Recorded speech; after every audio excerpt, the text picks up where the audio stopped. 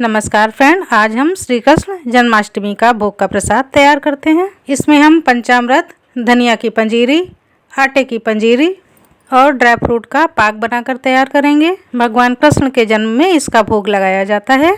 तो फ्रेंड, भगवान के जन्म के भोग का प्रसाद बनाना शुरू करते हैं। सबसे पहले हम धनिया की पंजीरी बनाकर तैयार करते हैं। तो इसको बनाने के लिए हमने एक छोटी कटोरी धनिया का पाउडर लिया हुआ है। ये पिसी हुई धनिया का पाउडर है और इसके साथ कुछ हम ड्राई फ्रूट ले रहे हैं। ड्राई फ्रूट में हमने नारियल को बारीक बारीक काट लिया है, काजू के टुकड़े तैयार कर लिए हैं, थोड़े से बड़े रखे हैं, बादाम के टुकड़े और ये मखाने। मेवा आप अपने मनपसंद ले सकते हैं, कम या ज़्यादा कर सकते हैं। पिसी हुई चीनी लेंगे और देसी घी लेंगे। भगवान का भोग देसी घी में बनाया जाता है। तो फटाफट बनाना शुरू करते हैं। कढ़ाई चढ़ा देते हैं। तो सबसे पहले हम ड्राई फ्रूट को रोस्ट करके तैयार करते हैं। काजू, बादाम और मखाना, इन तीनों को हम डाल देते हैं। नारियल को हम अभी नहीं डालेंगे, बाद में डालेंगे। तो अब हम डालते हैं आधा टेबल स्पून घी और मखाने को भूनना शुरू करते हैं। तो इनको हमें आधा भूनना है। जब ये आधे भुन जाएंगे उस समय हम इसमें डालेंगे नारियल के टुकड़े। नारियल में अपना काफ़ी तेल होता है, इसके लिए हम नारियल को पहले नहीं डालेंगे। तो अब हम 1 मिनट के लिए नारियल को भी हल्का सा भून लेते हैं। ड्राई फ्रूट में भुनने की खुशबू आने लगी है, तो अब हम इनको निकाल लेते हैं। ये भुने हुए ड्राई फ्रूट, इनको हमने एक प्लेट में निकाल लिया है। फिर से हम गैस चालू करते हैं, कढ़ाई चढ़ा देते हैं। अब हम डालेंगे 1 टेबल स्पून देसी घी और जैसे ही घी पिघल जाएगा इसमें हम डाल देंगे धनिया का पाउडर। अब फ्लेम को बिल्कुल स्लो रखना है और धनिया के पाउडर को अच्छी तरह से भून लेना है। 4 से 5 मिनट लगे हैं। धनिया का पाउडर भुन गया है, खुशबू भी आने लगी है। तो हम यहाँ पर स्मेल लेके देख रहे हैं कि भुना है या नहीं। तो बढ़िया खुशबू आ रही है, धनिया का पाउडर भुन गया है। अब हम गैस को बंद कर देते हैं और अब पिसी हुई चीनी हम ऐड कर देते हैं। तो 1 कटोरी धनिया का पाउडर था और हमने 1 कटोरी ही चीनी पिसी हुई रखी हुई थी। तो इन दोनों को मिला देते हैं। अब हम इसमें रोस्ट किए हुए ड्राई फ्रूट भी मिला देते हैं। अच्छी तरह से मिक्स कर लेते हैं।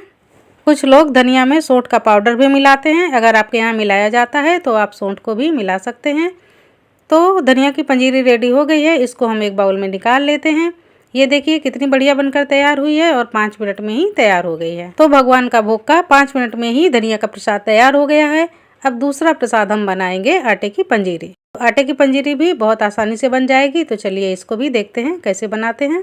आटे की पंजीरी तैयार करने के लिए भी ड्राई फ्रूट को पहले ही रोस्ट किया जाता है।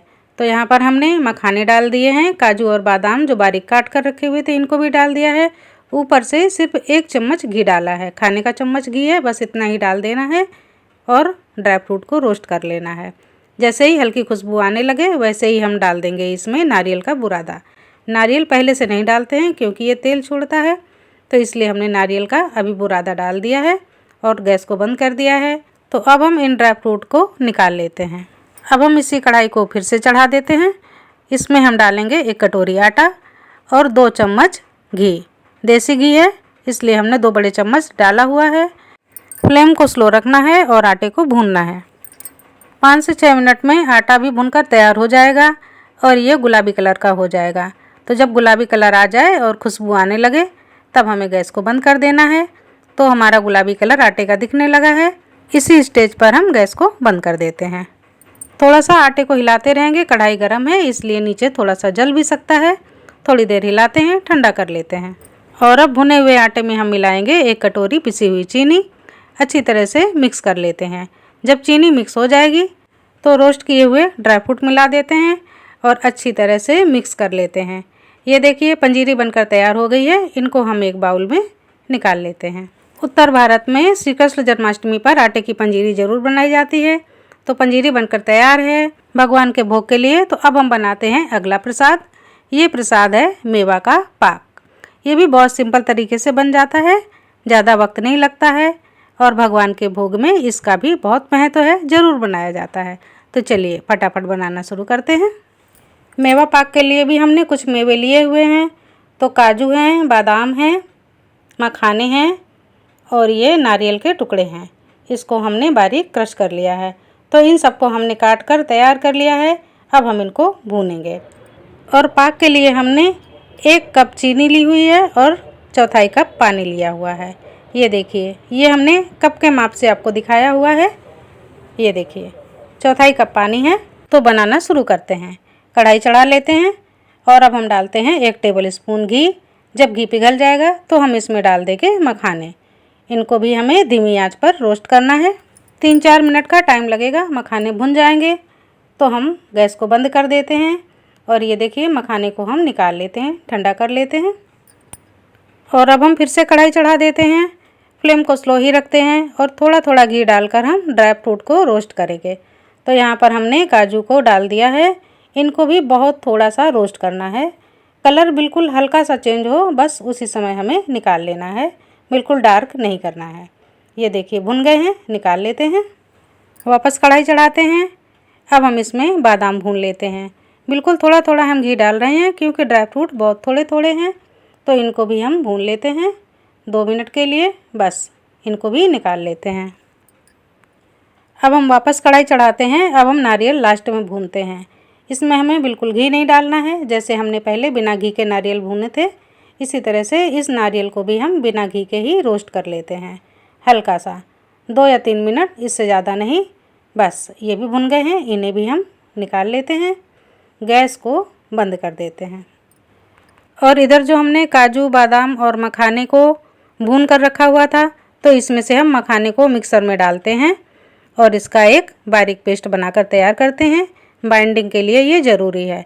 आप चाहें तो पूरे ड्राई फ्रूट को भी बारीक कर सकते हैं, लेकिन हमने कुछ खड़े रखने के लिए खड़े रखे हैं।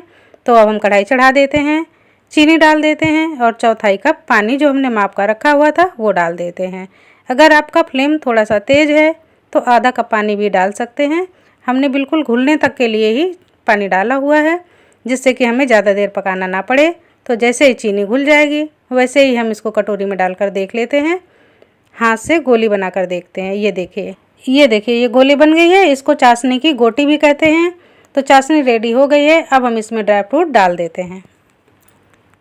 सारे ड्राई फ्रूट को हम अब अच्छी तरह से मिलाएंगे और पिसा हुआ जो हमने मखाना रखा था इसको भी डाल देते हैं। बाइंडिंग के लिए ये बहुत ज़रूरी है। तो जब भी पाक बनाएं तो आधा ड्राई फ्रूट अगर आप खड़ा रख रही हैं तो आधा पीस लें। बाइंडिंग होने की वजह से अच्छी पीस निकल आती है, नहीं तो ये बहुत ज़्यादा टूटते हैं। तो ये देखिए हमारा मिश्रण काफ़ी सूख गया है और अब ये पैन को छोड़ रहा है। तो अब हम फ्लेम को बंद करेंगे और मिश्रण को निकाल लेते हैं। प्लेट को हल्का सा घी से ग्रीस कर लेंगे, जिससे चिकनी हो जाए। सारा मिश्रण हम इसी में पलट लेते हैं और दबा दबा कर इसको फैला देते हैं। बहुत जल्दी जल्दी फैलाना है क्योंकि जैसे ये ठंडा हो जाएगा ये हार्ड हो जाएगा। तो ये देखिए मैंने फटाफट इसको फैला दिया है जैसा हमसे हुआ है। और अब हम इसके ऊपर से कुछ ड्राई फ्रूट और डाल देते हैं। तो पिस्ते बहुत कम थे हमारे पास, इसलिए हमने थोड़े से पिस्ते ऊपर से डाले हुए हैं। इनको फटाफट दबा देते हैं। तो जैसे ही हल्का ठंडा हो जाएगा वैसे ही हमें पीस काट लेनी है। अगर ये ज़्यादा ठंडा हो गया तो पीस बिल्कुल नहीं कटती है, टूट जाती है। तो मैं फटाफट इसीलिए ये काम कर रही हूँ कि जितनी जल्दी हो सके पीस अच्छी निकल आए, नहीं तो टूटने लगेगा। इसका खतरा हमेशा बना रहता है। तो ये देखिए फ्रेंड, मैंने जल्दी जल्दी कट कर लिया है। अब मैं धीरे से निकाल कर आपको दिखाती हूँ। ये देखिए बर्फ़ी की तरह बढ़िया पीस बन रही है। नीचे जो थोड़े से जुड़े हुए रह गए हैं तो वो पीस नहीं कट पाए हैं। नारियल आसानी से नहीं कटता है, तो मुझे थोड़ा और बारीक काटना चाहिए था, लेकिन कोई बात नहीं। भगवान का भोग तो तैयार हो गया है बनके, भगवान की कृपा है। तो ये देखिए इतना बढ़िया मेवा पाक बनकर तैयार हो गया है। तो ये प्रसाद भी भोग के लिए रेडी है। अगर आप जन्माष्टमी पर ये प्रसाद बनाना चाहते हैं तो इस तरह से बना सकते हैं। तो अब हम चलते हैं अगले प्रसाद की तरफ। ये है पंचामृत। इसके बिना तो प्रसाद अधूरा रहता है, फटाफट बनता है। तो चलिए बनाना शुरू करते हैं। भगवान का पंचामृत बनाने के लिए कच्चे दूध का यूज़ किया जाता है। 1 कटोरी हमने कच्चा दूध ले लिया है, इसको डाल दिया है। और 1 कटोरी ही हमने दही, दूध और दही हमने दोनों बराबर बराबर डाल दिए हैं। थोड़ी सी चीनी डाली है, 3 चम्मच चीनी है। 1 चम्मच शहद डाल देते हैं।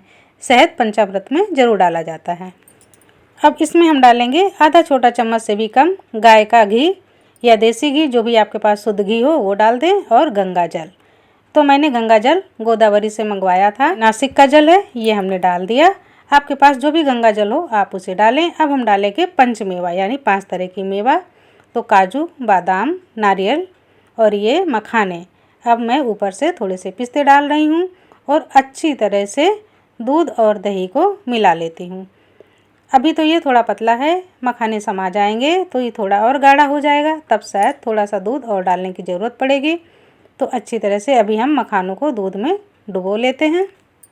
और भगवान का भोग हमेशा तुलसी के बिना तो अधूरा रहता है, तो ये हमने तुलसी का पत्ता भी भगवान के भोग में रख दिया है।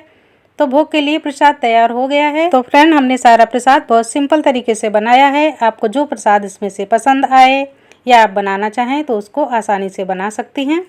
और परिवार के साथ भगवान का भोग लगाइए और प्रसाद ग्रहण कीजिए। जन्माष्टमी परिवार के साथ धूमधाम से मनाइए। और अगर मेरी प्रसादम की रेसिपी आपको पसंद आई हो तो मेरे चैनल को लाइक कीजिए, सब्सक्राइब कीजिए, शेयर कीजिए। और आप भगवान का भोग अपने घर में कैसे तैयार करती हैं मुझे ये भी बताइए। हैप्पी जन्माष्टमी। जय श्री कृष्णा।